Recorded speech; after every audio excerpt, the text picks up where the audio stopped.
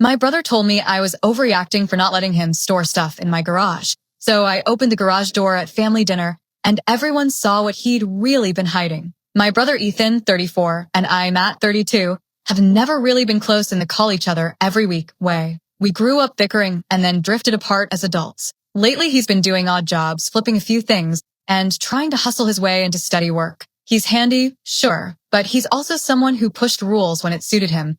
Small lies, boundaries nudged here and there. Mom and Dad always shrugged those things off.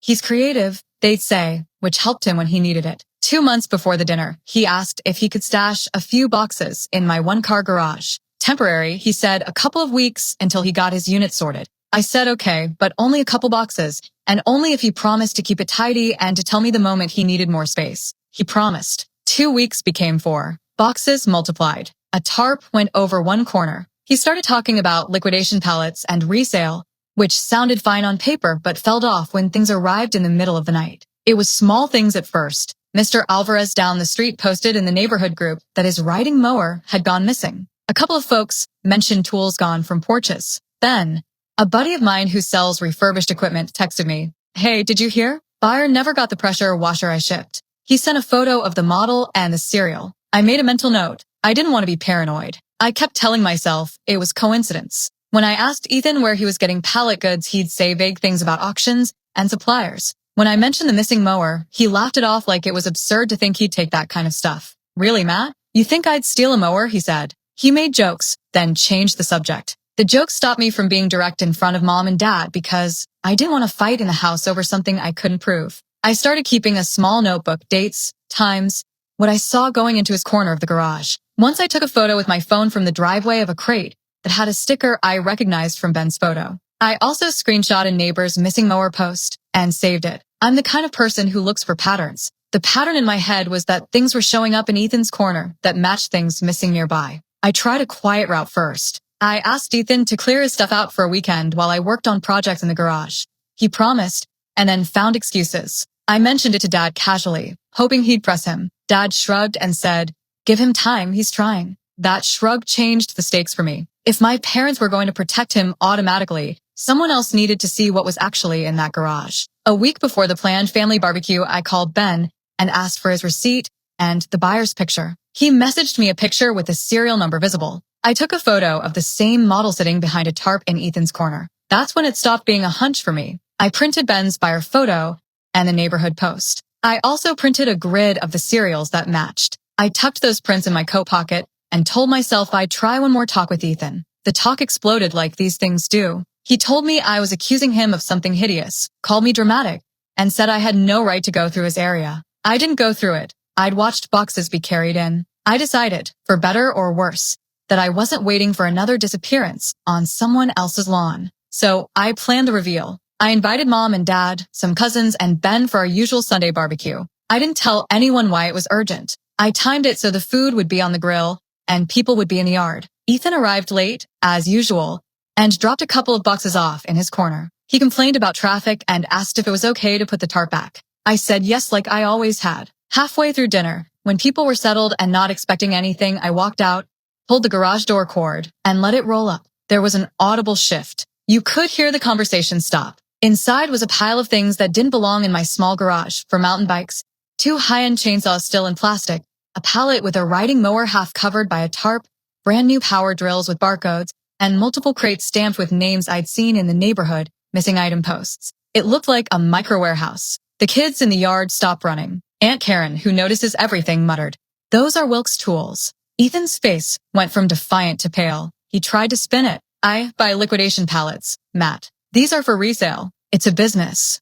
Mom stepped in and asked for receipts. I'd anticipated that and handed out the printouts from Ben and the neighborhood posts. I pointed to the serial number on the pressure washer and matched it to Ben's photo. The silence that fell after that felt like a physical thing. He switched tactics. Anger, then pleading. He accused me of planting evidence, of trying to ruin him, of grandstanding. Someone called the police. Honestly, I don't remember the moment as a neat chain.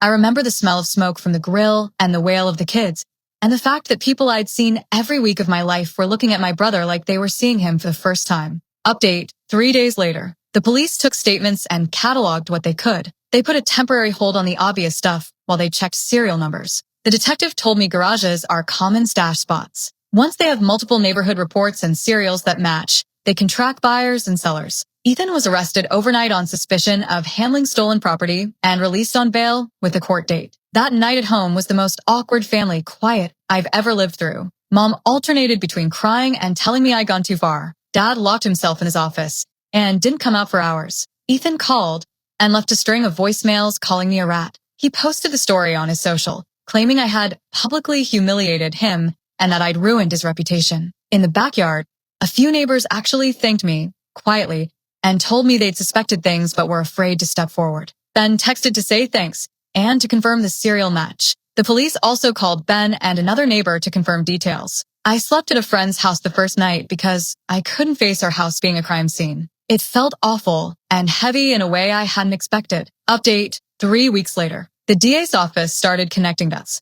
Victims from surrounding blocks were interviewed. Several serial numbers matched items in the garage. One buyer recognized a bike he'd paid for and never received. A receipt Ethan offered up didn't match vendor records when a detective called the seller. The DA told me they were pursuing charges and that they had enough to at least make a case for handling stolen property. It wasn't a clean cut. Proving who stole what and when is messy, but the pile of evidence made Ethan's story harder to sell. Family dynamics got nastier before they got quieter. Some relatives rallied for him. Others quietly thanked me for doing something. Mom came to me and, without her filter, said she was ashamed she'd defended him reflexively. Dad avoided conversations about it, probably because he felt guilty for not pressing harder when Ethan first asked. Some cousins stopped texting me for months. A couple invited me over quietly and said they'd always worried. Ethan moved out of town to stay with a friend while the case moved forward. He posted about being set up and a few of his friends believed him. Seeing him online framed as the victim while victims of theft were dealing with loss was ugly. The neighborhood Facebook group split into camps for a while. Update, 2 months later. Court dates were scheduled. Ethan's lawyer tried negotiating behind the scenes.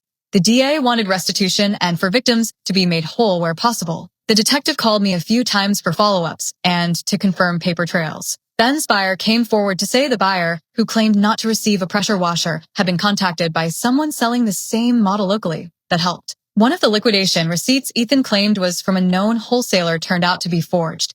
A final straw for the DA. By this time, the family was walking on eggshells. Holidays were postponed. Dad and Mom started going to family counseling because there was a lot of shame and blame to work through. I met with a mediator at Mom's urging once. We tried to have a neutral conversation so things could stop swinging between accusations and silence. It helped a little. Mom told the mediator she wished she'd listened to me sooner. Ethan started to show signs of cracking. In private texts, he alternated between begging me to drop it and asking for help to make restitution arrangements. I didn't reply to most of them. He was angry and defensive in public, contrite in private. I'm the kind of brother who wanted him to get help but not at the cost of other people's property. Final update, 6 months later. The case settled on a plea. Ethan accepted responsibility for handling stolen property in exchange for a suspended sentence, restitution to identified victims, community service, and mandatory counseling. The DA said they couldn't tie him to every theft in the area, but they had enough to show he'd knowingly sold items that had suspicious origins. Ethan paid back as much as he could, and a few items were returned to owners. The family never went fully back to what it was. Mom and I talk more directly now, which is both good and weird. Dad's quieter in a protective way. Some cousins still avoid the subject. Ethan is out of town, working a steady job and seeing a counselor. He emails once in a while with updates about his probation. He's humbler, but some things can't be fixed just by not stealing anymore. Neighbors who lost stuff got things back, or at least saw their cereals matched and returned where possible. Ben got an apology and a refunded sale. That part made the whole thing feel like it had meaning beyond family drama. Would I do the dinner reveal again? I'm torn. If someone asked me to give them a one-word answer, I'd say yes, but with a big footnote. I wish I'd gone to police sooner, and I wish I'd tried a mediated family intervention before making it public. The public moment humiliated Ethan and fractured relationships in a way a quieter route might not have. But the hiding had to stop. People were losing things. Calling the cops quietly without confrontation might have worked, and I regret not making that the first move. In the end, the garage is my garage again. I can park my car inside. Ethan's restitution checks are trickling in. Mom volunteers at a local charity now and talks about how she missed signs. Dad and I are slowly rebuilding a way to be in the same room without everything feeling like a test. This whole thing taught me that family loyalty is complicated when it shields someone who's hurting others. It also taught me that evidence matters more than gut feelings when you bring claims into a crowd. If you're dealing with a similar situation, document quietly, warn quietly, and call the police if you suspect a pattern of theft. Try mediation if you can, but don't let fear of family drama stop you from protecting other people's property. I'll be blunt. The pride of being the sibling who protects family is gone now. What's left is responsibility and a quieter house.